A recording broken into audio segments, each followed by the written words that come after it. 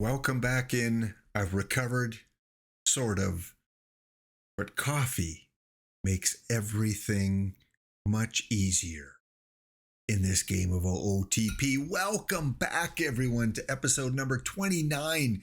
Last episode, the Montreal Expos go to Game 7 of the World Series against the St. Louis Browns, and we come up just this short. What a ninth inning that was. So close. All it would have taken was one extra base hit by Juan Pierre, who got robbed on that stellar defensive play by the Browns first baseman.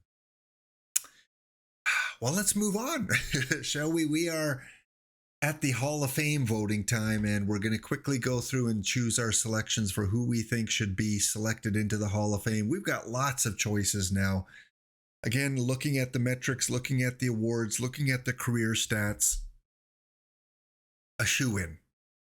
Pete Browning, who our MVP award was named after until this last season when Dan Brothers took that role. Pete Browning is for sure a Hall of Fame first ballot. He better get in. 62.8 metrics, 329 career average, 6 Dan Brother awards that this guy won. 1 Rookie of the Year, 2 World Series trophies. Yeah, Dan Brothers played 14 years in the league. He's going into the Hall of Fame. After that gets, a little bit more tricky. I'm still going to put Kerry Wood in for the same reasons I put him in before. 2 World Series trophies, wins, playoff MVP award.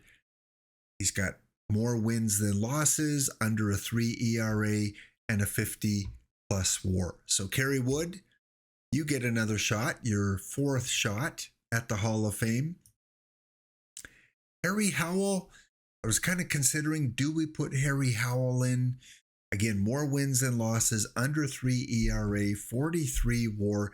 Doesn't quite get to where I think Kerry Wood gets. So Harry Howell, I'm not going to put him into the Hall of Fame for my selection. Almost 1,500 Ks. Just because I think there's a few other players I'm going to put ahead of Harry Howell. Egyptian Healy, what a name, Egyptian Healy. Again, more wins than losses, 67 WAR, that's better than Kerry Wood. And in terms of wins, just, one Cy Young award. But again, over 2,000 Ks, I think we got to put him in. John Egyptian Healy. And this guy in real life, that's why this game is great, because in real life, he didn't have that great of a career. In fact, he had a very unmemorable career other than maybe 1 season. But in OOTP, he could become a Hall of Famer. Next up, I was considering some of these: Antonelli, Dick Allen. Dick Allen, had a 302 career average, 48 WAR, 126 triples. I don't know, he's right on the edge, less than 1,500 hits, didn't win any personal awards. I'm going to leave him off. Next up, Larry Christensen. Again, say what you will. He was on 3 World Series champions, 120 wins, 87 losses, under 2.5 ERA. Again, didn't have the longest career, but I'm still going to select him based on his World Series champions. Gallardo, here's another guy, over 50 metrics, more losses than wins though, only a 43.2 WAR, as I say, only. And less than 2,000 Ks. I just think there's better options. I don't want to just throw guys in for, having a good career. I'm to have a really good career, a great career. Let's see if there's anyone that we're missing here. Howell, again, was kind of right on the bubble for me. Don Little, 2 World Series trophies, a playoff MVP, 4th time on the ballot. You could make a case for him, but I just don't think personally he quite gets there. Perez, not really. 4 great Gold Glove awards, but again, just doesn't quite get there with the bat. Almost. If we didn't have such a great field, I might select him. Our very own Fritz Peterson still on the ballot for the 5th time. Not going to vote him in. Don't want to be a homer here. And I think that's what we're going to go. Lenny Dykstra, he is still here. Yeah. 6th time on the ballot. Going to put you on 4 Great Glove Awards, 2 World Series trophies, over 1,300 hits. Again, just kind of you've been on my ballot every year, so I'm going to keep you on the ballot till you fall off or till you're voted in. So there you go, our 5 choices for this year's Hall of Fame. Next up, we're going to go to the Hall of Fame results, and then we're going to jump right into the draft. This hopefully will be a shorter episode. I don't mean them to go too much longer than 30 minutes, but when you go to Game 7 of a World Series, you kind of want to jump in a lot because you don't make it to the World Series often. The last episode was a little bit longer than usual. All right, the Hall of Fame voting is in. Let's take a look who makes it into the Hall and who gets left off the ballot. One person. Finally, we get a Hall of Fame member, and it is 99.4.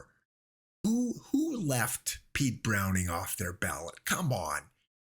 99.4% easily gets voted in his first year. And again, very well deserved.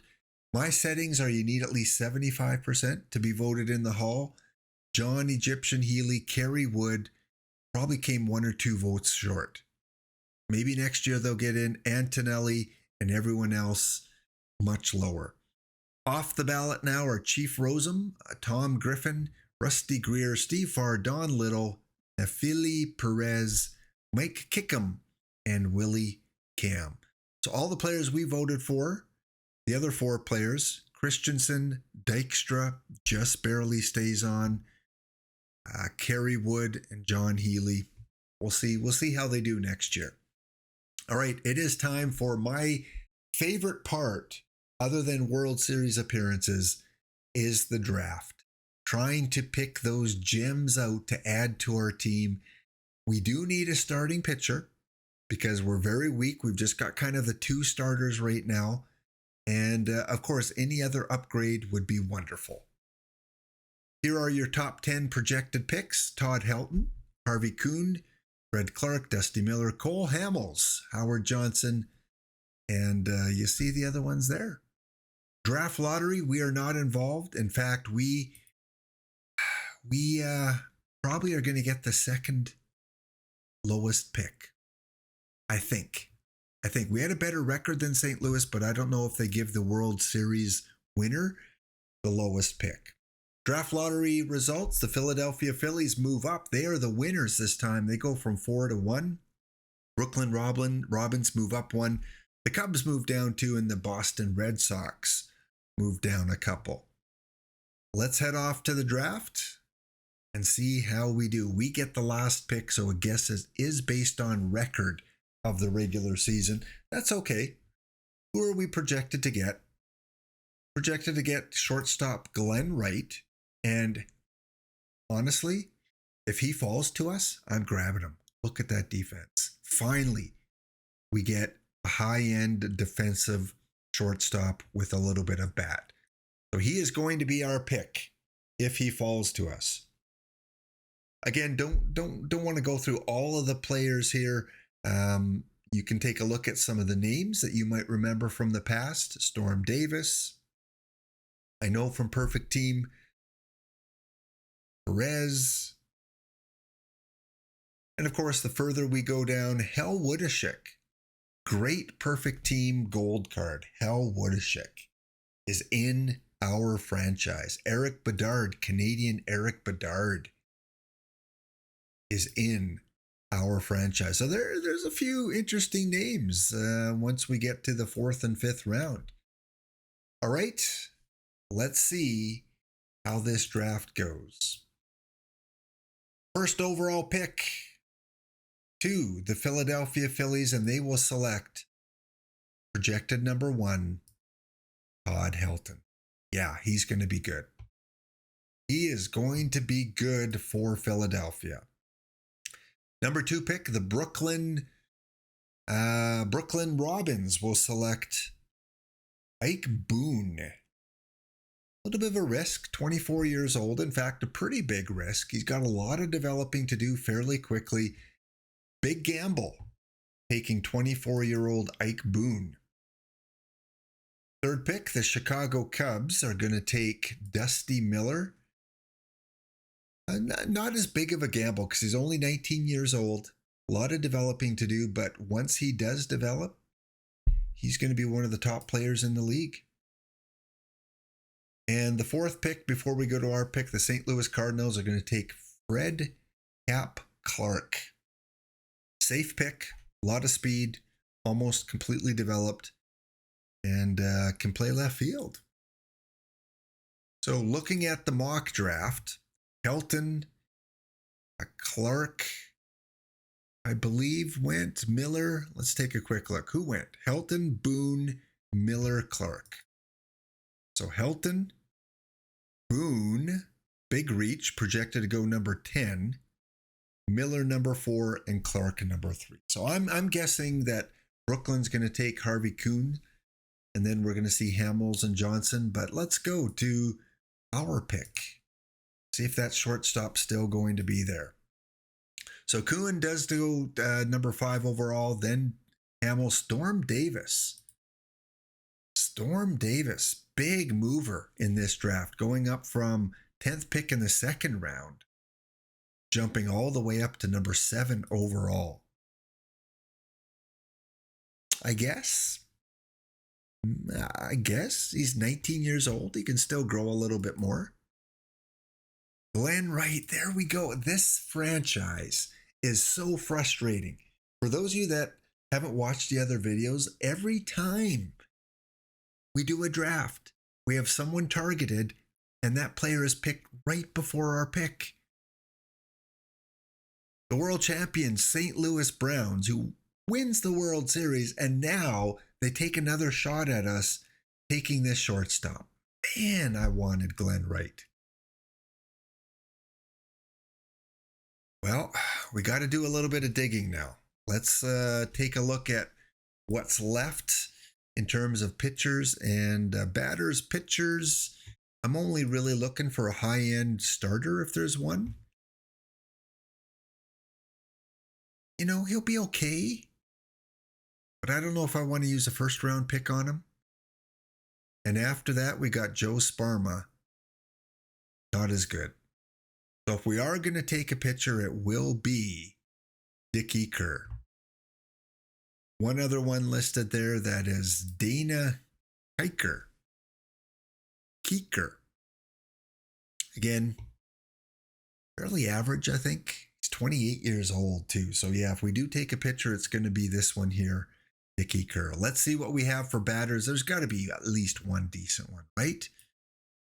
Everyone's 3-star below potential, and defensively, this is probably the best defensive player with a little bit of bat. Got speed, he's got a bat. Again, we look at our positional strengths and needs. Yeah, let's take a look at our depth chart here. Positional rankings.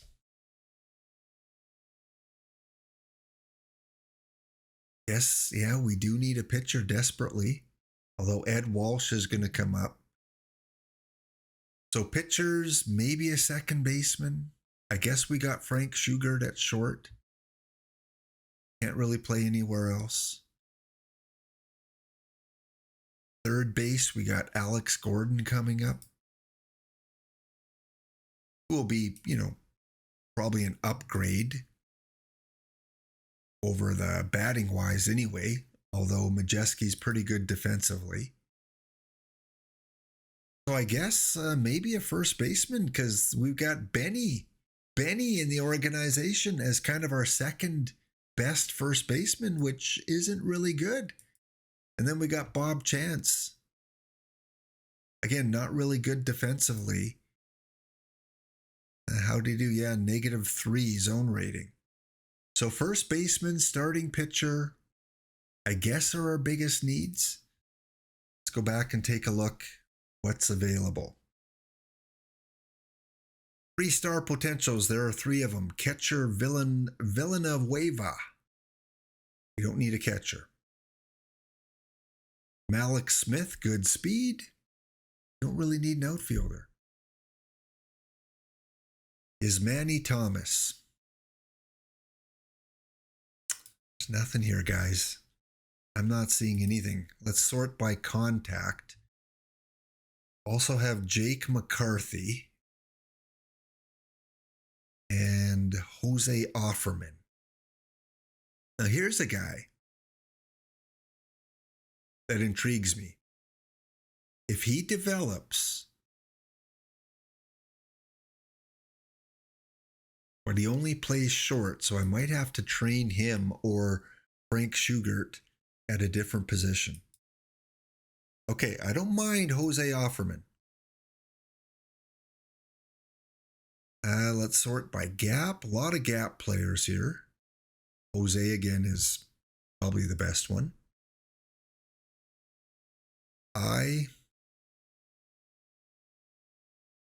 Ben,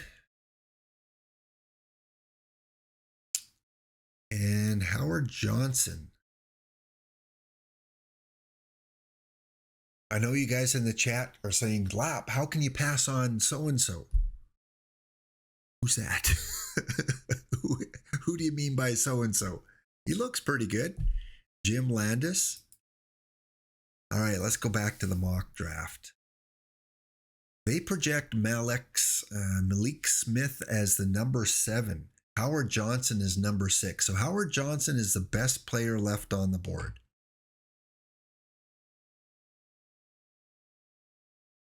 Actually, there's a few players that haven't been picked. All right, let's see who our scouting director recommends. They recommend Dickie Kerr, the pitcher. He's ready to go, but let's find out if Ed Walsh is ready to go. Pretty close. Maybe 1 year at AAA, and he'll be ready to go. So I've narrowed it down to Dickie Kerr or Howard Johnson.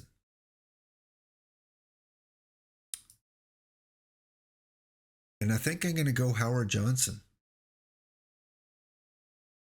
I really hope Jose Offerman is there. Let's see where he is in the mock draft. He's projected to get, I doubt he'll be there. You know what? If Howard Johnson is the game's 6th best player, how can you argue with that?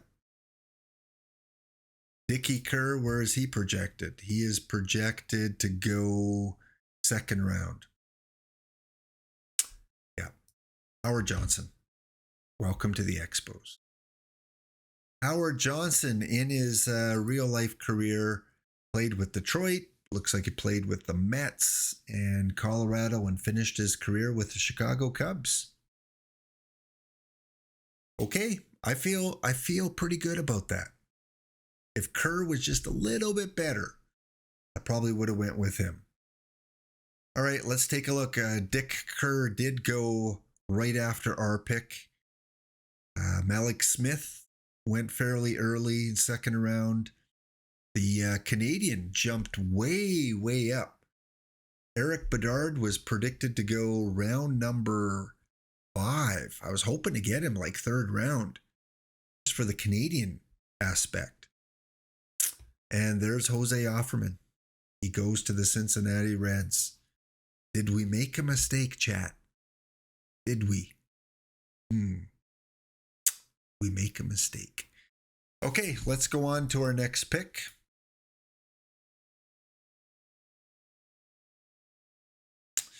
And sort by contact. Okay, this guy's still here. I like this guy. I like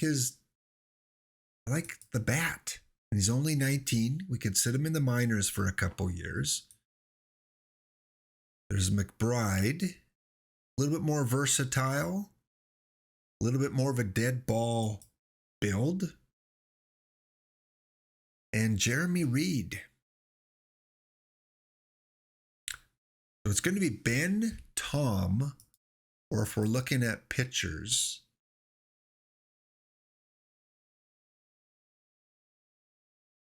Jim Baskett is there. Yeah, not much for pitchers. Okay, it's either going to be Ben or it's going to be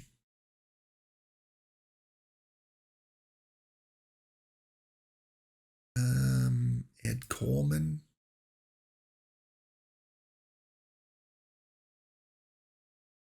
Billy, if your eye was just a little bit better.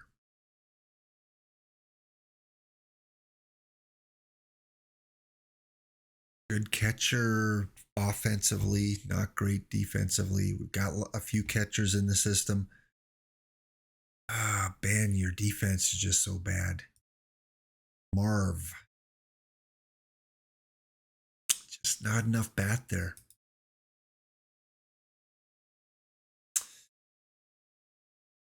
Relievers.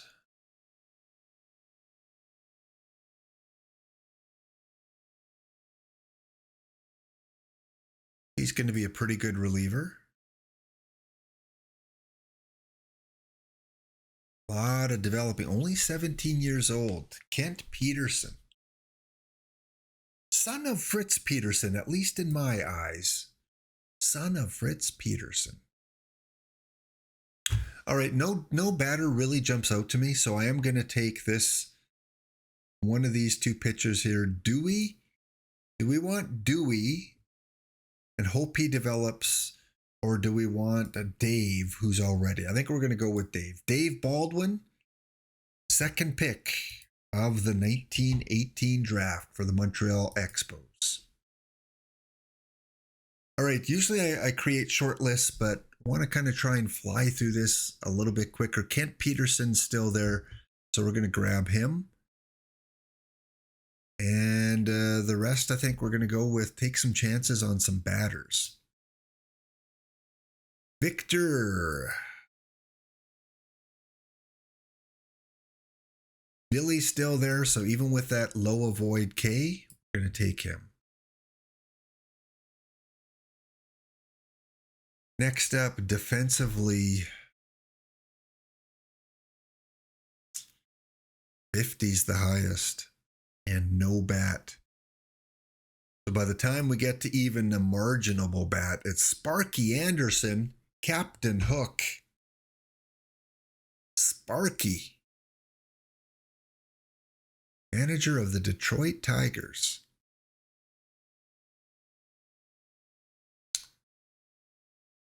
Okay, we're going to take Sparky, just for the name.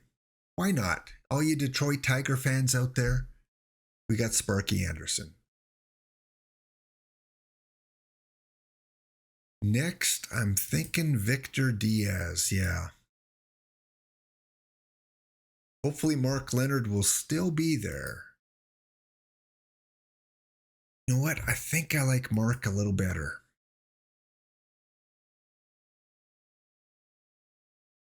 Victor, are you still there? Nope, you're taken off the board. So then we're down to 1.5 star potentials. I think we're going to go with, Rob Deere and Headlights. This one's for you. We have Rob Deere in the draft, and we're going to put him on the Expos. We have to. For the memes, Rob Deere, round 7. What a great pick. Next up, we've got any other cool names here? Not really. No. Pitchers, any respectable pitchers left with some movement? Nope. Avoid all those pitchers. The best player available is either going to be Archie with the speed, or we're going with Fred Chapman. Got a little bit of defense, so we'll go with Fred. Round number 9, one player left that has a little bit of potential. So might as well. Let's grab him. Joe Lansford. And that leaves our last round. Highest contact guy has 30. Highest gap guy has 40. Few other numbers not in the red. Rob Spurring. Frank, you got speed. That's it. Bobby Murray. None of the pitchers were good, so we're not going to worry about a pitcher. And yeah, it's one of these top three. One more time. This guy. This guy. This guy. Because of the versatility, and he's probably going to be a career minor leaguer, pinch runner, plays 5 positions. Frank, welcome to the organization. Wow. Wow. So the draft is done, and it looks like every batter except for Fred. Fred, I feel bad for you. He didn't get drafted. And every pitcher was drafted. So there were just enough players to fill out the draft pool, which is probably how I had it set up.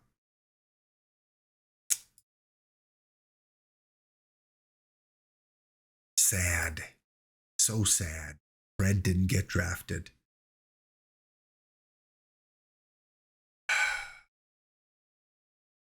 Well, let's move on to the beginning of the regular season.